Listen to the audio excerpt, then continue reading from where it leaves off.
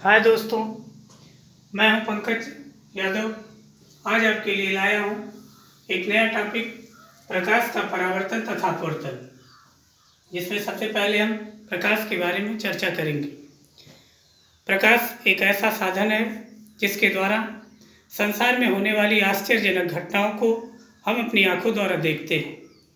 प्रकाश ऊर्जा का ऐसा साधन है जिसके द्वारा इस संसार में समस्त जीव जंतु जिसके द्वारा ऊर्जा प्राप्त करते हैं। प्रकाश स्वयं नहीं दिखाई देता, बल्कि प्रकाश के माध्यम से वस्तुओं को देखा जाता है। प्रकाश जब किसी वस्तु से टकराकर हमारी आँख तक पहुँचता है तो हमें वस्तुएं दिखाई देती हैं। इसलिए प्रकाश की परिभाषा, प्रकाश एक प्रकार की ऊर्जा है जिसके द्वारा दृष्टि ज्ञान जागृत होता है, जिसके द्वारा हम वस्तुओं को देखते हैं। प्रकाश के कुछ गुण हैं। इसमें प्रकाश एक सीधी रेखा में चलता है। प्रकाश के किरणों के कुछ गुण हैं जिसमें प्रकाश एक सीधी रेखा में चलता है। प्रकाश की चाल 3×10⁸ मीटर प्रति सेकंड होती है। प्रकाश विद्युत चुंबकीय तरंगों के रूप में चलता है। आगे है प्रकाश किरण पुंज। प्रकाश किरण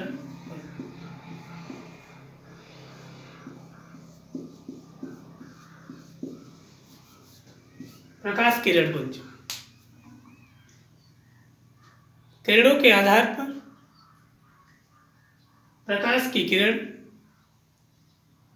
प्रकाश जिस सीधी रेखा में चलता है उसे प्रकाश की किरण कहते हैं। प्रकाश किरणों के समूह को प्रकाश किरण पुंज कहा जाता है। प्रकाश किरण पुंज मुख्य रूप से 3 प्रकार का होता है। नंबर 1 है अभिसारी, नंबर 2 है अपसारी, नंबर 3 है समांतर।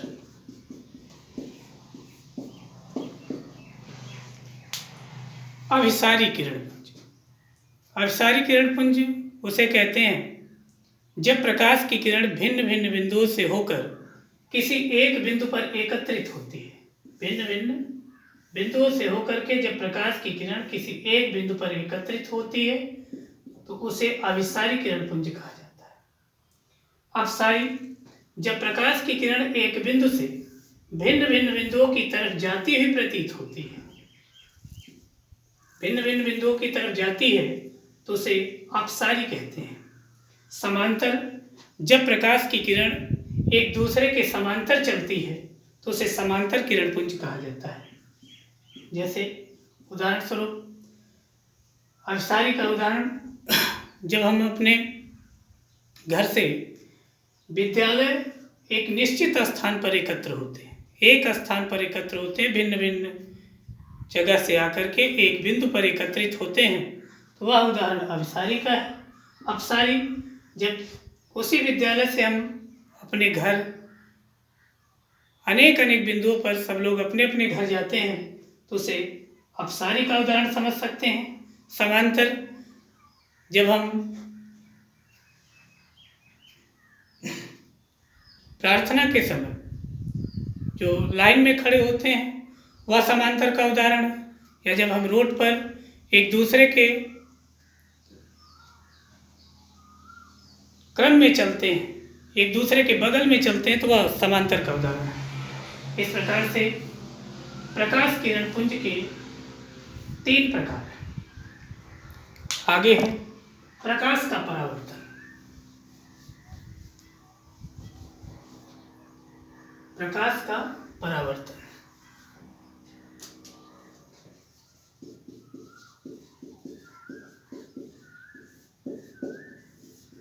Reflection of light.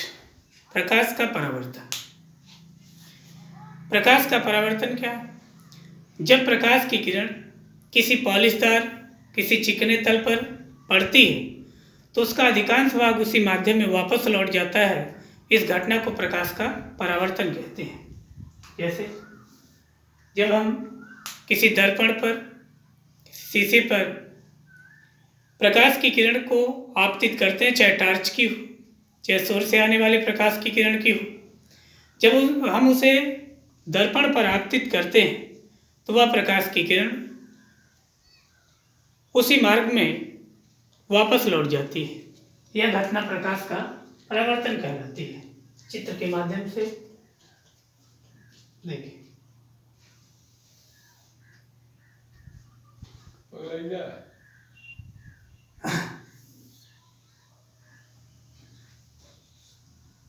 मान लेते हैं कि ये प्रकाश की किरण आने वाली है, इसका नाम आपतित किरण। ये समतल तल है, या इसको चिकना तल कह सकते हैं। ये परावर्तित किरण है। जो प्रकाश की किरण इससे टकरा करके वापस लौटेगी, परावर्तित किरण है। बीच में अगर हम एक रेखा खींचें तो उसे अभिलंब कहा जाएगा। तो आपतित किरण और इस अभिलंब के बीच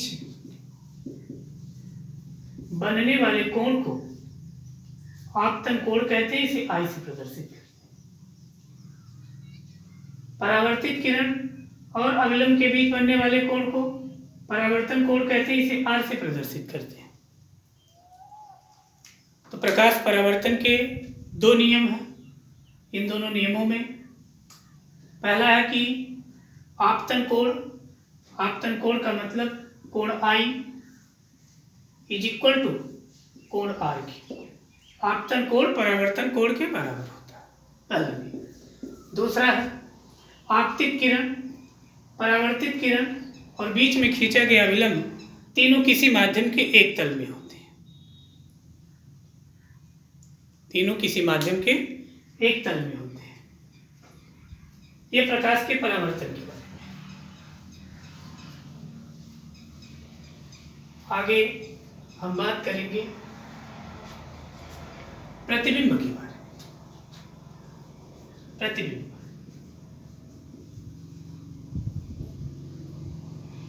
इमेज सबसे आसान छोटी परिभाषा किसी वस्तु का जो दर्पण में चित्र दिखाई देता है उसी को प्रतिबिंब कहते हैं। प्रतिबिंब दो प्रकार के होते हैं, एक वास्तविक प्रतिबिंब, दूसरा आभासी प्रतिबिंब। प्रतिबिंब दो प्रकार का है, एक वास्तविक, दूसरा आभासी।